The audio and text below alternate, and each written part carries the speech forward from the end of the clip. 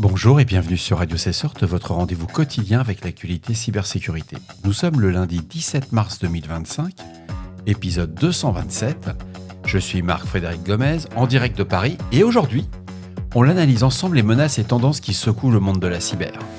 Au programme, cryptanalyse assistée par GPU, menaces sur les algorithmes à clé courte. Une étude démontre que des attaques par brute force sur Kasumi, SPEC et TEA3 sont désormais accélérées grâce au GPU RTX 4090, rendant certains standards vulnérables. Une tuerie ce truc. Une dinguerie. Soflower et CCA victimes de cyberattaques massives. 2 violations de données ont exposé des centaines de milliers de dossiers médicaux et personnels. Les pirates auraient exfiltré 7,6 téraoctets de données, dont une base SQL de 3 téra. Le fondateur de Telegram quitte la France en pleine enquête criminelle. Pavel Durov a confirmé avoir quitté le pays après plusieurs mois d'investigation sur l'usage de Telegram pour des activités cybercriminelles et financières. Un décrypteur Akira basé sur GPU permet de casser les clés de chiffrement. Un chercheur en cybersécurité a publié un outil gratuit de déchiffrement pour les victimes de ransomware Akira sous Linux, exploitant la puissance de calcul des GPU RTX 4090. Bien entendu, toutes les sources utilisées sont en description de cet épisode. Inscrivez-vous à la newsletter de Radio Sorte pour ne rien manquer. Un article du blog de Bruce Schneier explore l'optimisation des attaques par brute force sur les GPU contre des algorithmes de chiffrement symétrique à clé courte, utilisés dans des applications réelles comme le GPRS, le GSM, RFID ou Tetra. Les chercheurs ont mis en œuvre des versions optimisées des algorithmes Kasumi, SPEC et TEA3 et démontrent une amélioration significative de la vitesse d'attaque en exploitant les performances des GPU modernes, notamment les RTX 4090. Leurs résultats permettent de tester, accrochez-vous, 2 puissance 35,72, 2 puissance 36,72 et 2 puissance 34,71 clés par seconde sur une seule RTX 4090. C'est juste extraordinaire. C'est de la folie leur papier. C'est un Turc et un Allemand qui ont fait ça, mais ils sont juste géniaux. Si on compare leur implémentation de Kasumi, elle est 15 fois plus rapide que celle qui était publiée dans Crypto24. Ah non, c'est un truc, c'est vraiment c'est une dinguerie, il n'y a pas d'autre terme, quoi. Et les applications, elles sont hyper concrètes. On peut casser une communication GPRS, GSM en 1 an seulement. Et alors par contre, ça nécessite environ 11 milliards de RTX 4090. Bon, ça, c'est juste pour la théorie. Pour le RFID, il faudrait 22 milliards de GPU et 1,36 million de GPU pour des tétras. Le principe est posé, c'est pratiquement prêt. Mais ce qui est intéressant, c'est que les attaques du type Time Meroid Trade-off, ce qu'on appelle des TMTO, présentées par ACC plus 24, sont drastiquement accélérées. Par exemple, avec seulement 142 RTX 4090, donc 142, c'est tout à fait jouable. Un particulier un peu fortuné peut se le permettre. Ça suffit désormais, au lieu de 2400 RTX 3090, et le temps de création des tables est réduit de 348 jours à seulement 20,6 jours. Pour des agences de renseignement, des gens qui font de l'espionnage ou qui veulent, entre guillemets, savoir ce qu'il y a derrière ces fichiers chiffrés, ou ces communications chiffrées, c'est une tuerie, quoi. Ce travail souligne la vulnérabilité des algorithmes à clé courte, encore utilisés dans certains standards, et confirme les recommandations du NIST d'utiliser au minimum des clés de 128 bits après 2030. C'est à lire, c'est hyper pointu. Deux nouvelles fuites de données viennent d'être relevées, affectant des centaines de milliers de personnes. Sunflower a subi une cyberattaque où les intrus ont accédé à son système dès le 15 décembre 2024, mais n'ont été détectés que le 7 janvier. Pendant cette période, des données sensibles ont été compromises, des noms, adresses, dates de naissance, numéros de sécurité sociale, permis de conduire, dossiers médicaux et informations d'assurance santé. Selon la déclaration déposée auprès du procureur général du Maine, 220 968 individus sont concernés. De plus, CCA, de son côté, a été victime d'une violation similaire en juillet dernier. Les attaquants ont exfiltré une grande quantité d'informations médicales qui incluent des données personnelles, type que le nom, l'adresse, la date de naissance, le permis de conduire, numéro de sécurité sociale, les diagnostics médicaux, les résultats de laboratoire, les prescriptions, les numéros d'identification des patients et détails des prestataires de soins.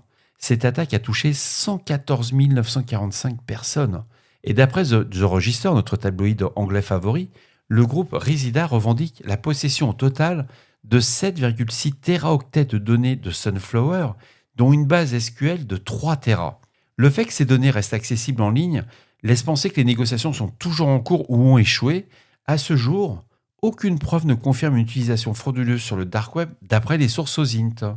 Bien entendu, face à ces incidents, les deux entreprises ont renforcé leurs mesures de cybersécurité pour éviter toute nouvelle violation.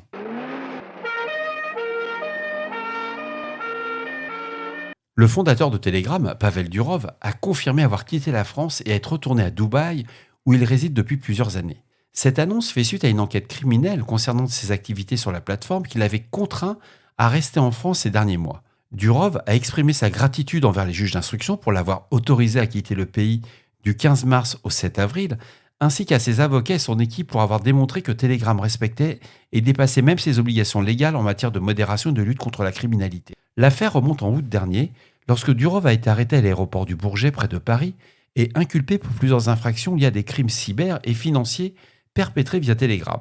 Telegram s'est défendu en déclarant qu'il était absurde de tenir une plateforme où son propriétaire est responsable des abus commis par certains utilisateurs.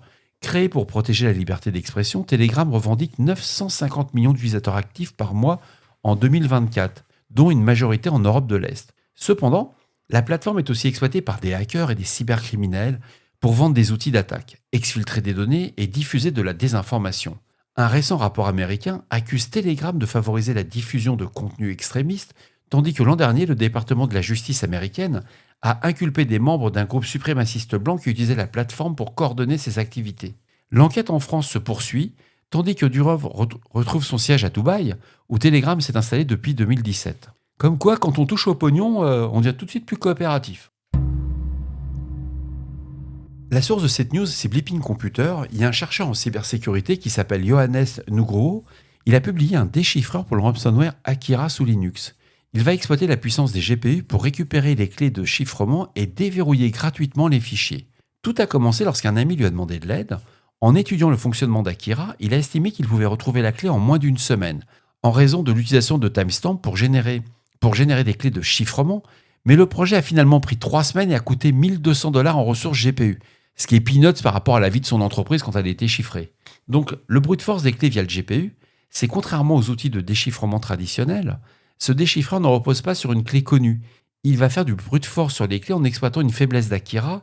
Les clés sont dérivées de 4 timestamps prévus en nanosecondes, puis hachés 1500 fois avec du SHA-256.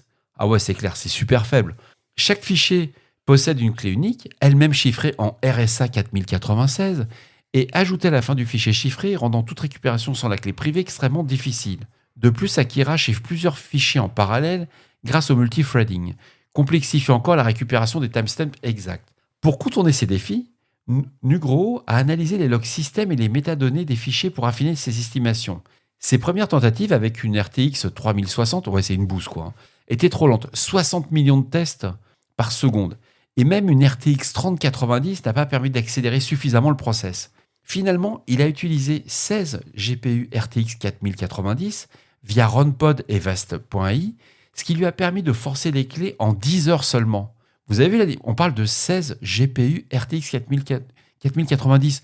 Si on prend l'article du début de la revue de presse que j'ai fait ce soir, quand vous en mettez 200, 300, 500, c'est une dinguerie. Ces cartes à base de GPU RTX 4090, c'est vraiment lunaire ce qu'on peut faire avec. Alors le code du déchiffreur, il est disponible sur GitHub, mais Nugroho précise qu'il pourra encore être optimisé par des experts en GPU computing. Alors, gros avertissement, je tiens vraiment à le préciser. Avant toute tentative de déchiffrement, il est fortement recommandé de sauvegarder les fichiers chiffrés, car une mauvaise clé pourrait les corrompre. De plus, Blipping Computer n'a pas testé l'outil, ni moi, je ne l'ai pas en testé, donc on ne peut pas garantir son efficacité. Mais d'après les premiers retours qu'on peut lire sur sa communauté autour de GitHub, ça a l'air de plutôt bien marcher. Et voilà, cet épisode de Radio Cesseur du lundi 17 mars 2025 touche à sa fin. Il est presque 21h. J'espère qu'il vous a apporté des informations claires, utiles. Si vous avez des retours ou des sujets que vous aimeriez voir traités, faites-le moi savoir. Laissez-moi un message sur le répondeur de Radio Cesseur au 07 68 72 20 09 ou envoyez-moi un email à radiocesseur@gmail.com. D'ici là, restez vigilants, surveillez vos systèmes, ne cliquez pas trop vite. On se retrouve demain pour un nouvel épisode. J'espère que vous avez profité de ce temps magnifique. Prenez soin de vous. À très bientôt sur Radio Cesseur. Et pour certains, vous me retrouverez... dans une conf. Je vous dirai plus demain soir. Au revoir.